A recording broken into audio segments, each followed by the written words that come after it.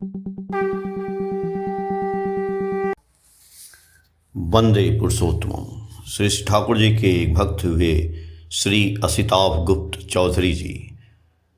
सात्वत कथा की बुक में बंगला में उन्होंने अपने जीवन के बारे में ठाकुर जी से उनकी मुलाकात और ठाकुर जी को उन्होंने कैसे देखा, क्या क्या पाया, ये सब उन्होंने लिखा है। जो बंगला में है उसका मैंने हिंदी किया है और वो आपके सामने मैं प्रस्तुत कर रहा हूँ। जो इस प्रकार है, वो मेरी आवाज़ में है, लिखा तो उन्होंने ही है। परम दयाल श्री ठाकुर की सत दीक्षा लेने के 3 वर्ष बाद इष्ट के दर्शन हेतु देवघर गया। वो दिन अक्टूबर महीना का 1960 वर्ष का था। मैं अपने ऋत्विक धीरेन्द्र कुमार पुरु कायस्थदा के साथ गया था। उस समय सर्व भारतीय ऋत्विक सम्मेलन था। हम लोग अशोक आश्रम में ठहरे थे। स्नान करके ठाकुर बंगला की तरफ चल दिए। श्री ठाकुर उस समय वर्तमान मेमोरिया के घर में थे। वहां पहुंचकर मैंने देखा कि श्री ठाकुर सफ़ेद बिस्तर पर आधा सोए हुए अवस्था में थे। बाहर से भी अच्छी तरह से उन्हें देखा जा सकता था। जीवन में पहली बार पुरुषोत्तम का दर्शन करने का सौभाग्य मिला। उससे मन आनंद से भर गया। सर झुकाकर परम दयाल को प्रणाम किया। एक जगह खड़े होकर प्राण भर कर उनका दर्शन किया। मन में इतना आनंद पाया जिसे लिखकर व्यक्त नहीं किया जा सकता। उसके कुछ देर बाद धीरेन्द्र हमको जगत जननी श्री वर्मा के घर की तरफ ले गए। श्री वर्मा का दर्शन करके प्रणाम निवेदन किया। प्रणाम करते समय मेरा मन और शरीर एकदम सतेज हो गया था। 2 दिन की ट्रेन यात्रा का दबाव दूर हो गया। दूसरे दिन सुबह उठकर इष्ट पूजा समाप्त करने के बाद ठाकुर बंगला गया। परम दयाल ठाकुर का दर्शन और प्रणाम किया। कुछ देर तक खड़े रहकर उनका दर्शन किया। उनके पास से आने की इच्छा नहीं हो रही थी। आश्रम में कई दिन रहा और रोज दोनों वक्त परम दयाल का दर्शन किया। प्रतिवर्ष इष्ट दर्शन करने आश्रम जाता था। सुबह ही उनके घर के बाहर खड़े होकर दर्शन करता था। हमारे साथ के सभी लोग चाय की दुकान पर बैठकर मेरे आने का इंतजार करते। हमारे पहुंचने पर एक साथ चाय और पानी खाते पीते। ऑफिस से ज़्यादा दिन की छुट्टी नहीं मिली। 4-5 दिन परम आनंद से कटता। परम दयाल को छोड़कर आने की इच्छा नहीं होती। सन 1963 में मैंने BA पास किया। उस समय मैं शिलांग में असम सरकार के एक कार्यालय में स्टेनोग्राफर के रूप में काम कर रहा था। इच्छा हुआ कि आश्रम जाकर दयाल ठाकुर के चरणों में प्रणाम करूं और BA पास करने का समाचार दूं। इसलिए मैं आश्रम गया और अजीत कुमार धरदा के साथ ठाकुर बंगला गया। श्री ठाकुर तब अपने बिस्तर पर बैठे थे। हम लोग गए और उनको प्रणाम किए। अजीत दा ने ठाकुर से बोला, ये भाई शिलांग में रहते हैं, BA पास किए हैं। श्री ठाकुर हमारी तरफ नज़र देकर बोले, BA पास किए, बहुत अच्छा। तब परम दयाल हमको अंग्रेजी में MA पास करने और PhD करने का आशीर्वाद दिए और बोले कि देवी दा मुखोपाध्याय के पास अपना नाम खाता में लिखवा दें। दूसरे दिन सुबह उन्होंने पूछा कि देवी दा के खाता में नाम लिखवाया कि नहीं। उत्तर में मैंने बोला, जी हाँ, लिखवा दिया। 1964 से कई वर्षों तक मेरे जीवन में एक के बाद एक कई तूफान आते रहे। सबसे पहले मेरे दादाजी भुलू अजिताभ गुप्त चौधरी गंभीर रूप से बीमार पड़े। एक प्रतिष्ठित डॉक्टर के इलाज के बाद भी स्थिति में सुधार नहीं हुआ और अंततः डॉक्टर ने जवाब दे दिया। तो किसी तरह वह देवघर आश्रम गए और वहाँ श्री ठाकुर जी की कृपा और श्री बड़दा के आशीर्वाद से वे कुछ ही समय में ठीक हो गए और स्वास्थ्य लाभ करने के लिए वहीं कुछ दिन तक रहे। उसके बाद माँ और दादा जो लंबे समय से बीमार थे चल बसे। जल्द ही दोनों बहनों की शादी हो गई। वे कलकत्ता और उड़ीसा चली गईं। उसके बाद छोटी बहन जो बीमार थी, उसकी रीढ़ की हड्डी टूटी हुई थी। कोलकाता में बहन के घर पर इलाज के दौरान वो भी चल बसी। फिर मैं शिलांग में अकेला हो गया। इस स्थिति में मैं अपने बड़े मामा के निवास स्थान कैंटस ट्रेस एवं कांजीबिला में एक भाड़ा का घर लेकर उनके बगल में रहता था। बाद में पूजनीय बड़ी दी के निर्देश पर उनके घर में ही रहता था।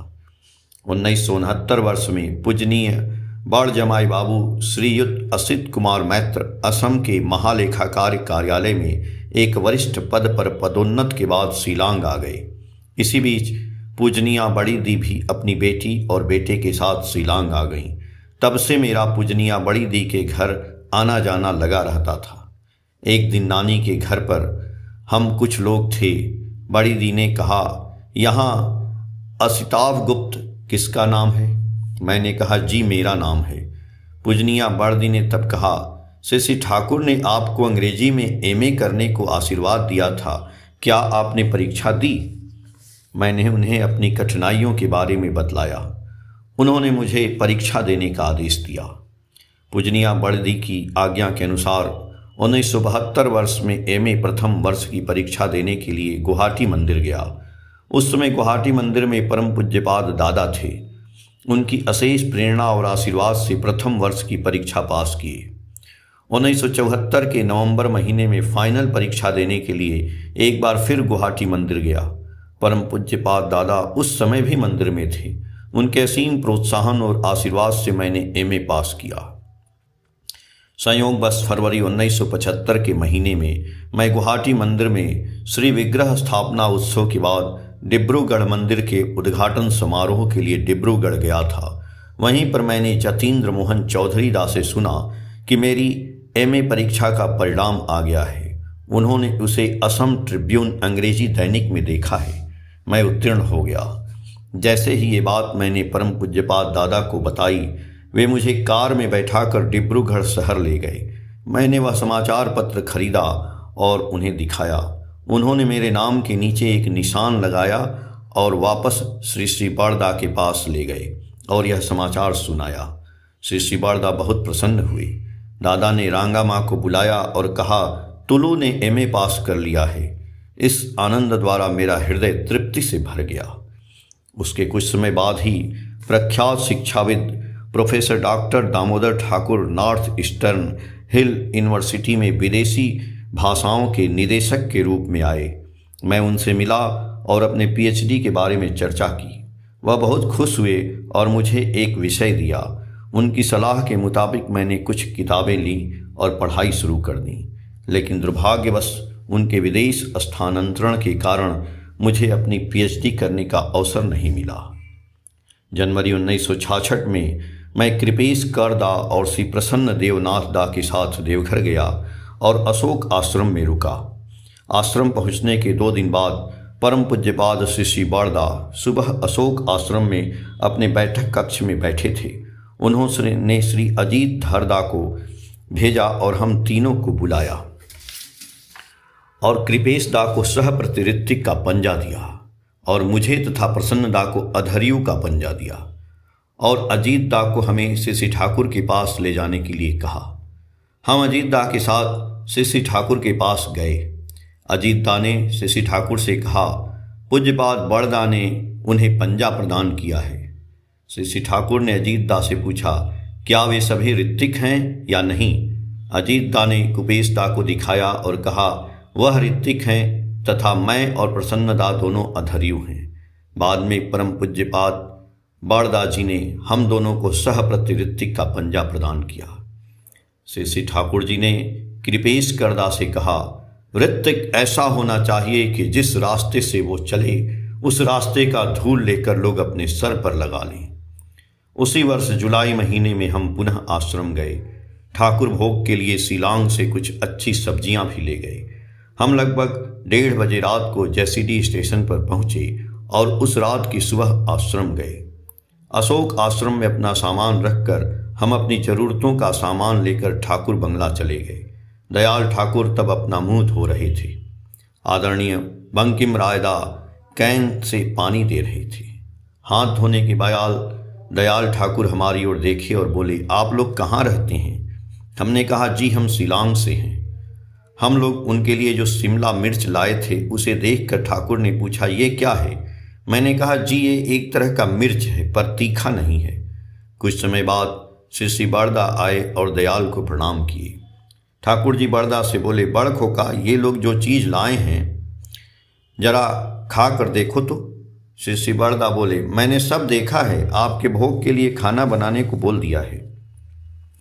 दूसरे दिन सुबह जब श्री ठाकुर जी सब लोग प्रणाम करके उठे तो दयाल ठाकुर हमारी तरफ देख कर बोले, जो तुम लोग लाए थे मैंने खाया, बहुत अच्छा लगा। उस दिन शाम की प्रार्थना के बाद दयाल ठाकुर अपने बिस्तर पर बैठे थे। एक बार सुपारी का टुकड़ा अपने मुंह में डाले, कुछ क्षण चबाने के बाद कुल्ला करके मुख धोए, गमछे से हाथ मुख पोछे। उसके बाद गड़गड़ा के नल को हाथ में लेकर तंबाकू पीने लगे। तंबाकू की मीठी गंध आने लगी। निराला निवेश की खिड़की के पास खड़े होकर हमने खूब आनंद का उपभोग किया। दयाल ठाकुर सभी की तरफ स्नेह दृष्टि से देखने लगे। मैं अपनी नजरें नहीं हटा सका। मैं उत्साहित था। श्री बड़दा मेरे सामने आए, मेरा मुंह पकड़कर आदर से बोले, तुम्हारा क्या हाल है? मैं स्तंभित होकर बोला, जी अच्छा हूँ। वह हल्की सी मुस्कान के बाद श्री बड़मा के घर की तरफ चले गए। परम दयाल शुभ 125वें तिथि महामहोत्सव पर हम उनके चरणों में को सत सत नमन भक्तिपूर्ण प्रणाम करते हैं। जय गुरु।